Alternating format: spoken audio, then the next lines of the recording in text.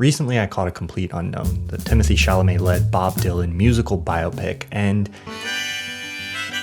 I thought it was surprisingly good. I say surprisingly because it's almost a meme at this point that musical biopics are usually kind of bad, or at least a little mediocre. And as I was mulling over A Complete Unknown, I was thinking about why that is.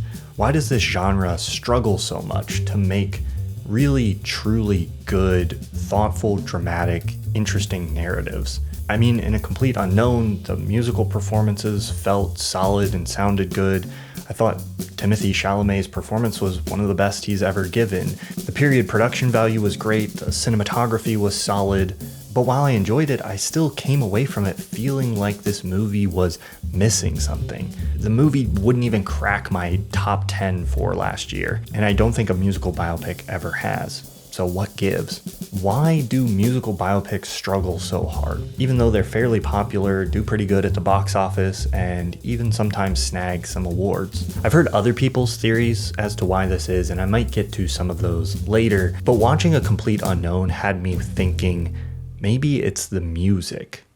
This video is brought to you by Mubi. Try their hand-curated online streaming cinema for 30 days on me when you go to mubi.com/ThomasFlight. Bear with me for a second. Imagine you're trying to tell a story about Bob Dylan. You want to say something meaningful about this character, introduce who he was, and craft a unique, dramatic narrative that people are going to be engaged with, moved by, and that will stick with them in some way. I mean, that's kind of what you need to do if you want to tell a good, dramatic story based on a real-life figure that doesn't just feel like a summary of their Wikipedia page. Now imagine you're trying to do that, and the movie is only 90 minutes long. I mean, 90 minutes is not a bad length for a movie. There's some great 90-minute movies, but for like a fleshed out, nuanced character drama, 90 minutes is not a lot of time. The biopics that are out there that I would consider like truly good are generally pretty long movies. Now, of course, you might be saying, but Thomas, A Complete Unknown is not 90 minutes long. It's 2 hours and 20 minutes. So why are you saying it's 90 minutes long? Well, I took the movie and broke it down and discovered that if we cut out the titles and credits, there are 42 minutes of musical performances and 90 minutes of story that surrounds those musical performances. This turns out to be pretty typical of musical biopics. Bohemian Rhapsody has 95 minutes of story and 30 minutes of music.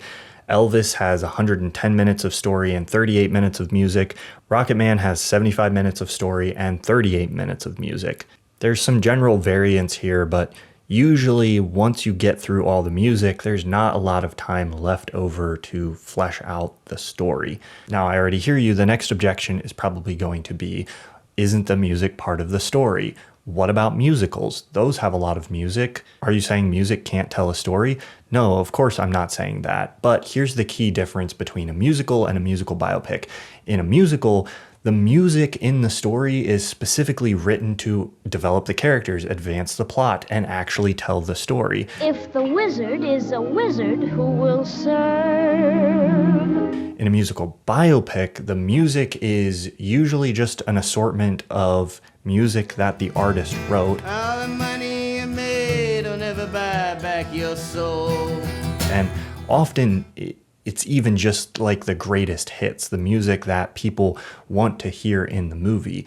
So these songs are kind of placed in there. They might be relevant to the artist's life, and you know, if the movie's well written and crafted, the director will try to choose the songs that are going to be most relevant to the story that they're telling of the artist. But these lyrics are not advancing the story or developing the characters in the same way the lyrics of a musical are. Now, the best musical biopics, of course, try to insert and craft drama and character development in and around these musical performances, sometimes even during them.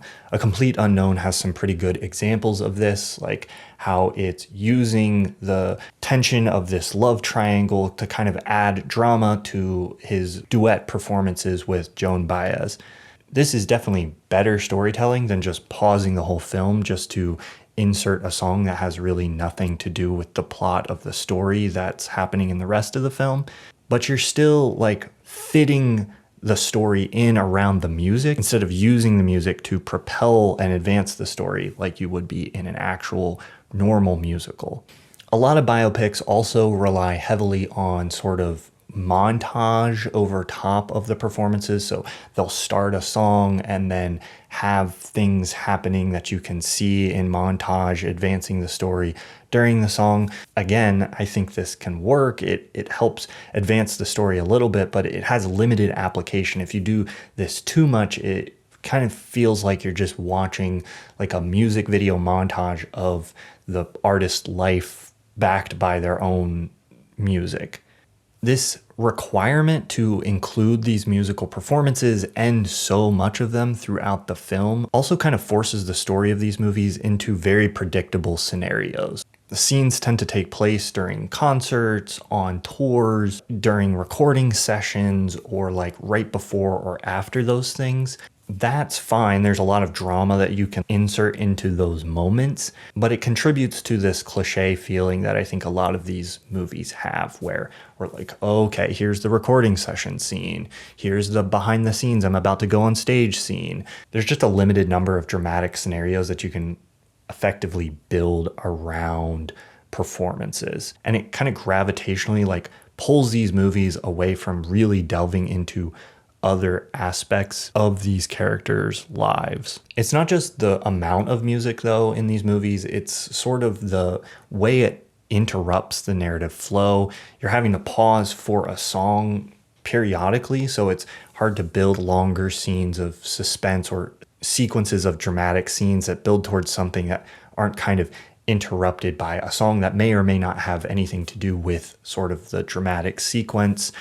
Often the climax of these movies are a concert sequence. And again, there's kind of a limited amount of drama that you can build into those moments. At this point, I feel like we've seen every possible iteration of that. And it's not like the music doesn't serve a purpose or isn't enjoyable. The biggest takeaway I have from Bohemian Rhapsody or A Complete Unknown is, wow, Queen and Bob Dylan made great music, and sitting for a couple hours and listening to that music on a high quality sound system, it's hard to be upset with that experience. But that's the core paradox of a musical biopic. Ironically, the music is the very thing that a lot of times is drawing people to these movies, but it ends up being their biggest obstacle that gets in the way of their transcending the genre to just become great dramas. So there's this pressure to include a lot of music, and there's just not a lot of time left over to do a bunch of interesting stuff dramatically with the story and character. Those aspects of the film end up being more of like a dramatic scaffolding that holds up the real show, which is the music, the performances, and the concert bits. But I think to make like a really great musical biopic, you'd have to break this genre convention in some way. This is basically what we get from Todd Haynes' 2007 Bob Dylan biopic. I'm just a storyteller, man, that's all I am. In contrast to the other movies we've been talking about, I'm Not There has about 12 minutes of musical performances and 1 hour and 50 minutes of story. There's a lot more than 12 minutes of Bob Dylan music in the film, but it's used more as a soundtrack to a swirling, impressionistic, surreal meditation on Dylan's life, fame, and identity. This movie isn't a perfect case study to contrast what we're discussing here, because even though Haynes has almost 2 hours of non-musical material in this film, it's not like he's trying to tell a traditional story in that running time. He's doing something much more experimental, having a bunch of actors perform different versions of fictional Bob Dylans and telling the whole thing non-linearly. I love this movie, and not just because there's a whole 8.5 inspired section where Cate Blanchett performs her version of Bob Dylan incredibly. I love it because it manages to touch on something about the mystery of Bob Dylan's persona, where A Complete Unknown feels like it presents me with an image of the cipher that is Bob Dylan. I'm Not There tries to take you inside that cipher. So is this a great musical biopic? Well, I think it's a really good movie and has a lot going for it artistically that the other musical biopics we've been talking about do not. But this movie also helps us understand some of the other struggles the genre faces. This is a thoughtful, unique, and artistically compelling film, but your experience of it is going to be heavily dependent on how familiar you are with Dylan's life and work. I'm Not There is a dense, metatextual work. If you don't know anything about Bob Dylan, it's going to feel pretty confusing and impenetrable, while A Complete Unknown is going to make sense to you even if you've never heard a Bob Dylan song before in your life. This doesn't mean I'm Not There is a bad movie by any means, but it certainly means it's going to struggle to reach a wider audience and have lasting acclaim as a film in and of itself, disconnected from Dylan's cultural significance. And that's a big factor here, something that makes not just musical biopics, but biopics generally a difficult genre for filmmakers to navigate, because they are in some way always a metatextual work. People's perception of them will always be influenced by how much they know about the figure the film is about. And it's difficult to make a good movie for both the audiences that know a lot about that figure and the audiences that need to be introduced to that figure. The box office ultimately isn't a real signifier of quality, but the fact that I'm Not There only made back half of its $20 million budget at the box office, while A Complete Unknown snagged twice its $60 million budget, speaks to the fact that this kind of more radical experimentation with the genre is not what general audiences are looking for, and therefore what investors and studios are going to be most interested in. So, are musical biopics doomed?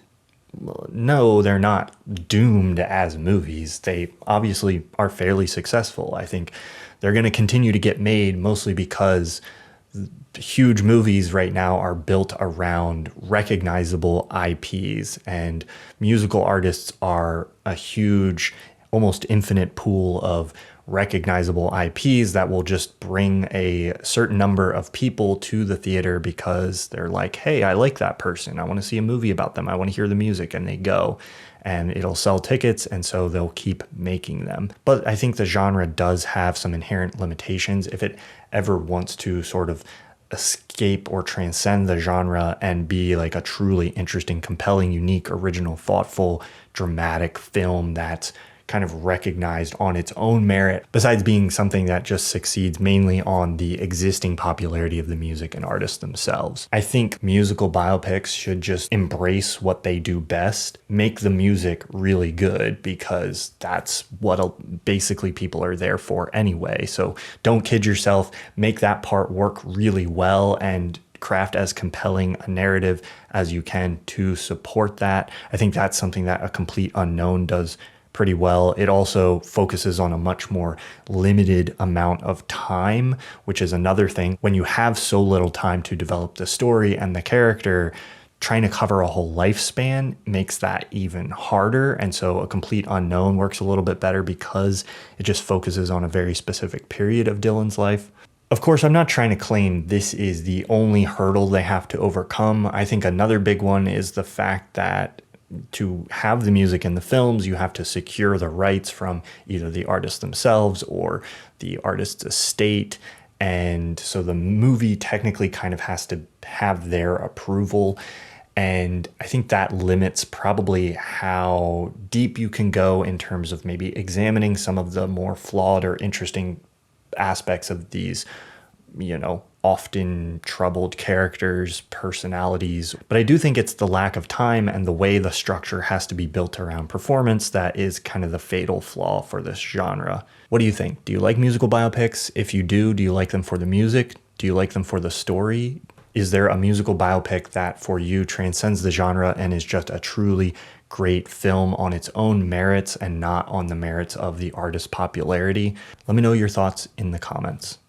You might think it would be hard to reinvent a genre like a musical biopic, but people do some crazy radical things. I would have never thought of doing Hamlet in Grand Theft Auto, and yet you can watch a documentary where some filmmakers tried to do just that, and it's pretty great. You can watch Grand Theft Hamlet right now on Mubi, my sponsor for this video. Mubi is an online cinema with hand-picked movies from all around the world. They have incredible curation. Every movie that comes through there, they describe why they chose it and why it's worth your time. It's a great place not just to go and find something that you've been wanting to watch, but to go and discover something entirely new to watch. If you love cinema, I know you're gonna love Mubi, and if you use my link, you can get a 30-day extended free trial. Just go to mubi.com/ThomasFlight. That's mubi.com/ThomasFlight. Thanks again to Mubi for their ongoing support of my channel.